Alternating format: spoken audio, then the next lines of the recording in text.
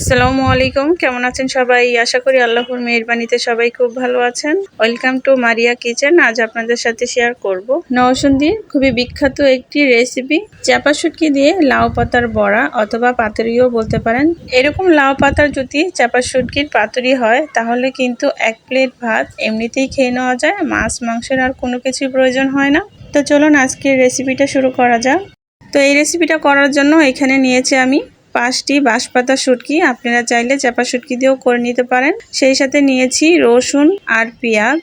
তো এখন আমি চলে যাচ্ছি শিলপাটায় বেটে নেওয়ার জন্য। আপনারা চাইলে কিন্তু এই মরিচ, এই শুটকি এগুলা সব কিছু ব্লেন্ডারও ব্লেন্ড করে নিতে পারেন। তবে এই রেসিপিটাতে আমি বলবো শুকনো মরিচ, রসুন, শুটকি এগুলো সব কিছু পাটায় বেটে যদি করা হয় তাহলে কিন্তু খেতে অনেক বেশি মজার হয়। তো এখন আমি এখানে প্রথমেই শুকনো মরিচগুলোকে বেটে নেব। আপনারা চাইলে মরিচগুলোকে সিদ্ধ করে নিয়েও বেটে নিতে পারেন, তবে আমি সিদ্ধ করব না, এইভাবেই বেটে নেব। এই তো মরিচগুলো খুব ভালো করে বেটে নেওয়া হয়ে গেলে এখন আমি এখানে দিয়ে দিচ্ছি শুটকিগুলো। এখন শুটকিটাকেও খুব ভালো করে বেটে নিতে হবে।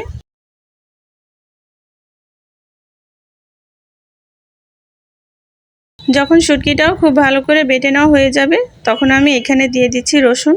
এখন রসুনটা দিয়েও খুব ভালো করে বেটে নেব। এই রেসিপিটা তৈরি করে নেওয়া কিন্তু খুবই সহজ। যারা ঝাল খেতে অনেক বেশি পছন্দ করেন তাদের কাছে তো অনেক বেশি ভালো লাগবে। এই তো রসুনটাও যখন ভালো করে বেটে নেওয়া হয়ে যাবে তখন আমি এখানে দিয়ে দিচ্ছি কিছু কাঁচা পেঁয়াজ। এখন পেঁয়াজগুলোকেও বেটে নিতে হবে, তবে পেঁয়াজগুলোকে আমি পুরোপুরিভাবে মিহি করে বেটে নেব না, একটু আস্তে আস্তে রেখে বেটে নেব, তাহলে খেতে আরো বেশি মজা লাগবে।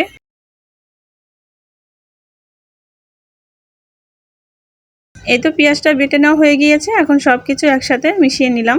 এখন আমি এখানে নিয়েছি কিছু লাউ পাতা, দেখতেই পাচ্ছেন। আর আপনারা চাইলে লাউ পাতার বদলে এখানে কিন্তু কচু পাতাও নিতে পারেন। এখন আমি এই লাউ পাতার মধ্যে শুটকির মিশ্রণ অল্প অল্প করে দিয়ে দিচ্ছি। মিশ্রণটা দেওয়া হয়ে গেলে লাউ পাতার দুই সাইড ধরে আমি এইভাবে লাউ পাতাটা ভাঁজ করে দিচ্ছি। আশা করি আপনারা দেখেই বুঝতে পেরেছেন।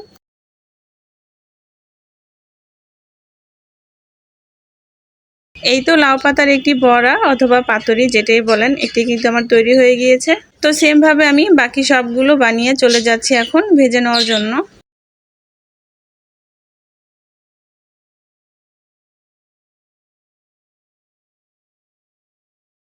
এখন আমি চুলায় একটি কড়াই বসিয়েছি। এখন আমি এর মধ্যে এক এক করে লাউ পাতাগুলো দিয়ে দিব।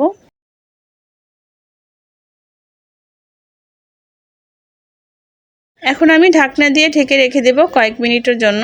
এই তো কয়েক মিনিট পর ঢাকনাটা উঠিয়ে দিলাম। আর এখন আমি এখানে তেলটা দিয়ে দেব। এই তো লাউয়ের এক সাইডটা যখন হয়ে যাবে তখন আমি এইভাবে উল্টিয়ে দিচ্ছি। তো উল্টিয়ে পাল্টিয়ে এইভাবে ভালো করে পাতুরিগুলোকে ভেজে নিচ্ছি। এই তো পাতুরির দুই সাইডে কিন্তু খুব ভালো করে ভেজে নেওয়া হয়ে গিয়েছে। এখন আমি পাতুরিগুলোকে তেল ঝরিয়ে উঠিয়ে নিচ্ছি। তো চলুন পরিবেশনে যাওয়া যাক। এই তো দেখতেই তো পেলেন খুবই কম সময় আজকের এই রেসিপিটা আমি তৈরি করে নিলাম। এই বিখ্যাত এই শুটকির পাতুরিটা খেতে কিন্তু অনেক বেশি মজার হয়েছিল। গরম গরম ভাতের সাথে এমন পাতুরি হলে কিন্তু আর কিছুই লাগে না। তো আমার আজকের রেসিপিটা ছিল এই পর্যন্তই। ভিডিওটা ভালো লাগলে লাইক এন্ড সাবস্ক্রাইব করে দিবেন। আল্লাহ হাফেজ।